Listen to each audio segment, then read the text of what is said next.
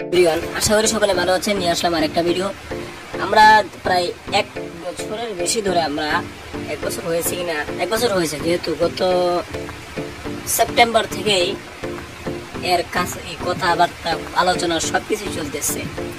তো অফিসিয়াল ভাবে কোনো কিছু জানা যায়নি, তবে আমরা যে নতুন তথ্যটি পেয়েছি সেটা হলো বাংলাদেশ আমার সেন্সর বোর্ডের যাত্রা সমাপ্তি হয়ে সার্টিফিকেশন বোর্ডের যাত্রা শুরু হতে যাচ্ছে। এবং এই সার্টিফিকেশন বোর্ডের প্রথম সিনেমা হচ্ছে দরদ মুক্তি পাওয়ার সম্ভাবনা রয়েছে পুজোয়। দেখা যাক কবে রিলিজ ডেট অফিসিয়াল ঘোষণা করে। আপনাদের মধ্যে দরদ কবে রিলিজ হলে সবচেয়ে ভালো হবে? এটা হয়তো কালকে নিউজ। আমি ফেসবুকে জায়গায় জায়গায় দেখতেছি যে দরদ দুর্গাপূজায় মুক্তি হবে, এমপি না থাকে। আমি অফিসিয়ালি কোনো নিউজ দেখতে পাচ্ছি না, হয়তো আমি ওয়েব পেজে আপলোড করে ভিডিওটা আপলোড করলাম। যাই হোক, আমরা বেশিরভাগই হইতে পারে দুর্গাপুজোয়, আর মাত্র প্রমোশনের জন্য আছে 20 দিন। এবং দুর্গাপুজোয় মুক্তি দিলে প্রমোশন করবে কখন?